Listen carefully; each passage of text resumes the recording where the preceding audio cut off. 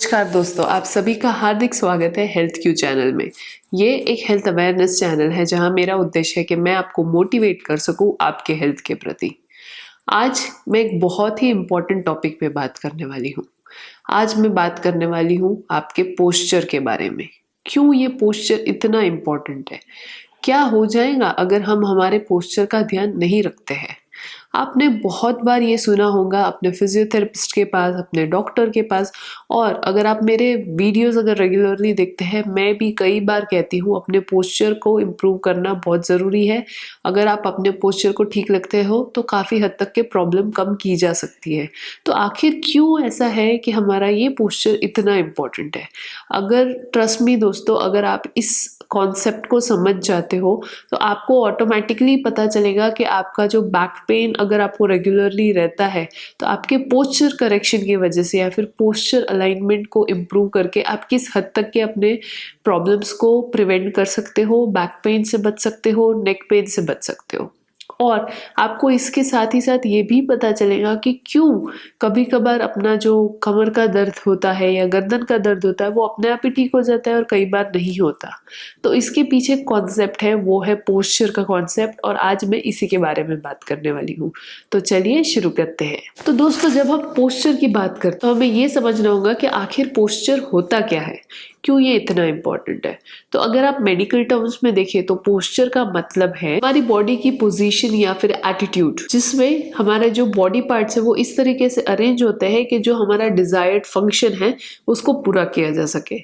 इसको अगर मैं सिंपल टर्म्स में कहूँ, हमारी बॉडी के मसल्स या अलग अलग जो बॉडी के पार्ट्स होते हैं वो जब अलाइन होके हमें एक पोजीशन में लाके लेके आते हैं, जैसे कि sitting posture, standing posture, walking posture, तो ये सारे अलग अलग पोस्चर हैं। तो जब ये सारे एक पोजीशन पे जब हम पहुंचते हैं तो हमारी पूरी बॉडी उसको अलाइन करती है, तब जाके हम उस पोजीशन में आ पाते हैं। तो उस अलाइनमेंट को पोस्चर कहा जाता है, जो यूजुअली डिटोरिएट हो सकती है। हमारा पोस्चर मेंटेन करने के लिए बहुत ही इंपॉर्टेंट फैक्टर्स में से आते हैं कुछ इंट्रिंसिक फैक्टर और कुछ एक्सट्रिंसिक फैक्टर। इंट्रिंसिक मतलब बॉडी के इंटरनल फैक्टर्स, जैसे कि हमारा ब्रेन पूरी बॉडी को कंट्रोल करता है। हमारा ब्रेन हमारे बॉडी का कंप्यूटर है।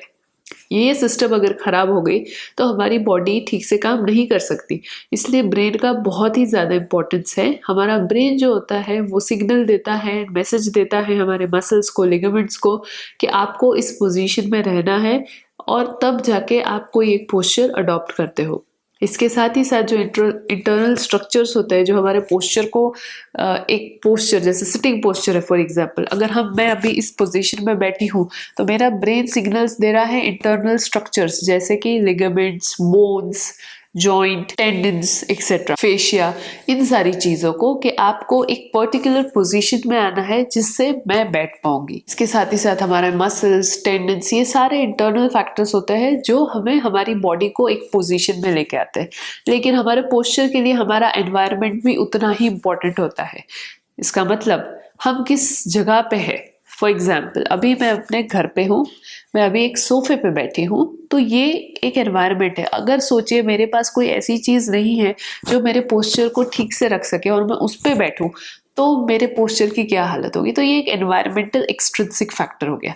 तो जब हम कोई पोस्चर मेंटेन करते हैं या कोई पोस्चर पे आते हैं, हमारे इंटरनल स्ट्रक्चर्स अपने आसपास के सराउंडिंग्स के अकॉर्डिंग उन्हें एडजस्ट करते हैं और हमें एक पोस्चर पे लेके आते हैं।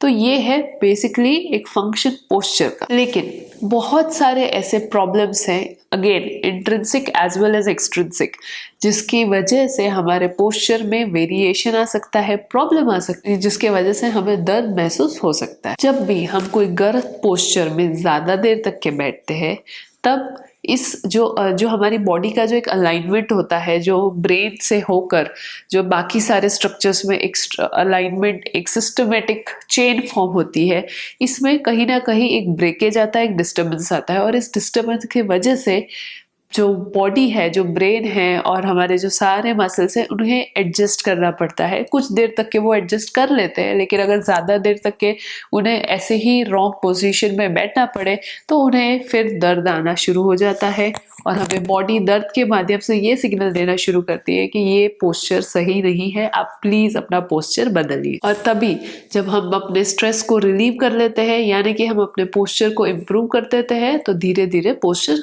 ठीक हो जाता है। और यही एक कारण है कि कई बार posture related back pain, neck pain हमें आमतौर पे हो जाता है जब हम कोई गलत पोजीशन में ज़्यादा देर तक के बैठ जाते हैं, या फिर हम कोई गलत पोजीशन बहुत ही झटके में या स्पीड में कर लेते हैं। लेकिन ये एक टेम्पररी प्रॉब्लम होता है। जैसे ही हम उस स्ट्रेसर को रिमूव कर देते हैं, निकाल देते हैं, आप फिर से नॉर्मल हो जाते हो। लेकिन कई बार ऐसा नहीं होता।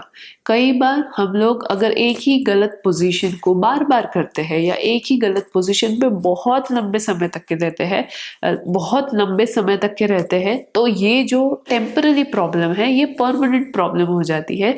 एक परमानेंट पोस्चर डिसफंक्शन हो जाता है, और जिसकी वजह से हमें एक लंबे समय तक के बैक पेन एक्सपीरियंस होता है, जिसकी वजह से हमें लंबे समय तक के गर्दन का दर्द एक्सपीरियंस होता है, जिसको हम मैकेनिकल लो बैक पेन भी कहते हैं। इसीलिए पोस्चरल डिसफंक्शन और पोस्चरल फॉल्ट में फर्क है। पोस्चरल फॉल्ट एक टेम्पररी चीज है जहाँ पे हम कोई थोड़े ही समय के लिए एक गलत पोस्चर में रहते हैं, और उसके बाद जब हम फिर से वापस आ जाते हैं तो हम बिल्कुल नॉर्मल हो जाते हैं। टेम्पररी प्रेशर की वजह से, टेम्पररी इन्फ्लेमेशन की वजह से हम हल्का सा दर्द होता है, लेकिन ये बॉडी के स्ट्रक्चर में कोई ज़्यादा चेंजेस नहीं करता। लेकिन जब यही पोस्चरल फॉल्ट लंबे समय तक के चलता है और पोस्चरल डिसफंक्शन बन जाता है, तो वो एक क्रॉनिक प्रॉब्लम बन सकती है, जैसे कि slip disc, spondylitis, mechanical low back pain etcetera. इसीलिए ये बहुत ही ज़्यादा ज़रूरी है कि हम हमारे पोस्चर का ध्यान दें। तो ये तो मैंने आपको ये पहले समझाया कि कई बार क्यों दर्द अपने आप ठीक हो जाता है और कई बार दर्द अपने आप ठीक नहीं होता। कमर का दर्द जो है वो बना रहता है लंबे समय तक के। कई लोगों को बहुत सीवियर कमर का दर्द रहता है बहुत लंबे समय तक के, तो उसका बहुत बड़ा कारण हमारा पोस्चर है। और जैसे मैंने कहा कि ना ही सिर्फ इंटरनल फैक्टर्स, इवन हमारा जो एनवायरनमेंट है ये बहुत ही बड़ा और इम्पोर्टेंट रोल प्ले करता है हमारे पोस्चर को अच्छा रखने में।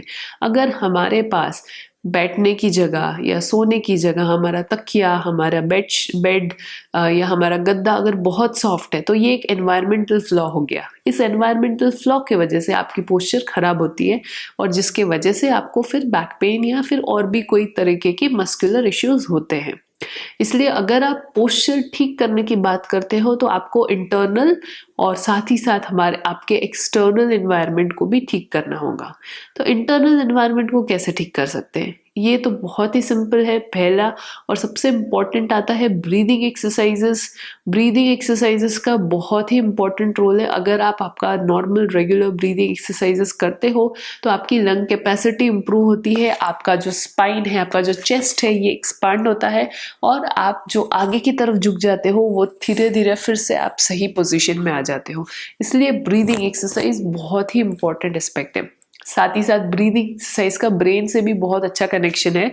ये कहा गया है कि अगर आप ब्रीदिंग एक्सरसाइजेस लॉन्ग टर्म के लिए करते हो, मेडिटेशन लंबे समय तक के करते हो, तो वो आपके ब्रेन सेल्स को भी बहुत अच्छे से एक्टिवेटेड रहता है। और जैसे मैंने पहले ही कहा कि हमारा जो ब्रेन है ये हमारे बॉडी का कंप्यूटर है, ये सिस्टम पूरी बॉडी को चलाता है, तो इसको हेल्दी रखना बहुत ज़रूरी है, और वो आप ब्रीदिंग एक्सरसाइज की मदद से बहुत अच्छे से रख सकते हो। ब्रीदिंग एक्सरसाइज के अलावा पोस्चर करेक्शन, मतलब कि कॉन्शियसली अच्छे तरीके से बैठना, ये भी बहुत ज़रूरी है। कई बार हम लोग आलस में हाथ ऐसे ये बहुत सारे तरीके से गलत पोस्चर अडॉप्ट कर लेते हैं। तो हमें थोड़ा सा माइंडफुल होने की ज़रूरत है कि जब भी हम बैठे तो हम हमारे पोस्चर का ध्यान रखें। साथ ही साथ एक्सरसाइजेस भी उतनी ही इम्पोर्टेंट है। एक्सरसाइजेस में स्ट्रेचिंग और स्ट्रेंथनिंग एक्सरसाइजेस का इक्वल इम्पोर्टेंस है। इसलिए आपके स्पाइन मसल्स, आपके पैरों के मसल्स, आपके हाथों के मसल्स, सभी की स्ट्रेचिंग और स्ट्रेंथनिंग रेगुलरली अगर आप वर्कआउट के फॉर्म में करते हो तो आपका पोस्चर बहुत ही अच्छा रहेगा। इसके अलावा जो दूसरा इम्पॉर्टेंट फैक्टर है जो बहुत ही बड़ा रोल प्ले करता है आपके पोस्चर को ठीक रखने में, आपको कमर दर्द, बैक पेन, ये सारी प्रॉब्लम्स दूर करने में, वो है आपका एनवायरमेंटल फैक्टर। यानी आप किस कुर्सी पे बैठ रहे हो, आप किस बेड पे सो रहे हो, आप कैसा गद्दा इस्तेमाल कर रहे हो, आप कैसा तकिया इस्तेमाल कर रहे हो, आप कैसे शूज़ पहन रहे हो, ये सारे भी बहुत ही इम्पोर्टेंट फैक्टर्स है आपके पोस्चर को सही रखने में। तो अगर आप चाहते हो कि आप अपने पोस्चर पे काम करो, जो बहुत ही ज़्यादा ज़रूरी है, अगर आप चाहते हो कि आपको कमर दर्द ना हो, आपको गर्दन का दर्द ना हो, तो आपको आपके पोस्चर का बहुत ही ज़्यादा ख्याल रखना पड़ेगा। और उसमें ही ना ही सिर्फ आपको आपके इंटरनल स्ट्रक्चर्स, लेकिन एक्सटर्नल स्ट्रक्चर्स, जैसे कि मैंने आपको कहा आपके सराउंडिंग्स में आप कैसे एडजस्टमेंट करते हो, ये आपको देखना पड़ेगा। लेकिन क्या होगा अगर आप पोस्चर का ध्यान नहीं रखते हो? अगर आप नहीं रखते हो तो जो कंडीशन होती है या फिर जो प्रॉब्लम होती है, इसको कहते हैं pathological changes in lumbar spine. मतलब कि आपकी जो स्पाइन है, इसके जो नॉर्मल कर्व है, ये अल्टर हो जाते हैं, जिसको मेडिकल टर्म्स में लॉर्डोसिस, काइफोसिस और स्कोलियोसिस कहा जाता है। लॉर्डोसिस का मतलब है जो आपकी जो कमर है, उसका जो कर्वेचर है वो बहुत ही डीप हो जाता है, इसको कहते हैं लॉर्डोटिक पोस्चर। काइफोसिस यानी हम्प बैक, कई लोगों की जो हम्प होती है, जो स्पाइन होती है, बिल्कुल इस तरीके की हो जाती है, ये हम्प बैक हो जाता है, ये है काइफोसिस। और स्कोलियोसिस यानी आपकी जो स्पाइन है वो ज़्यादा देर, अगर आप एक साइड की बॉडी पे प्रेशर दे के ज़्यादा बैठते हो तो आपका जो स्पाइन है वो बिल्कुल एस शेप का इस तरफ डेविएट हो जाता है, तो ये होता है स्कोलियोसिस। तो ये 3 बहुत ही मेजर डिफॉर्मिटी है जो होती है पुअर पोस्चरल हैबिट्स की वजह से।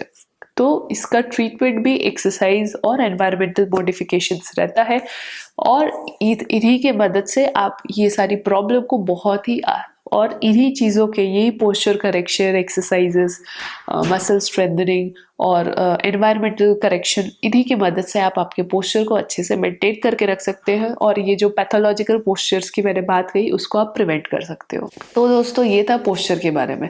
आशा करती हूँ आपको आज का ये वीडियो इन्फॉर्मेटिव लगा। अगर हाँ तो ज़रूर से लाइक कीजिए, शेयर कीजिए और सब्सक्राइब कीजिए हेल्थ क्यू चैनल को। मिलती हूँ आपको अगले वीडियो में। धन्यवाद।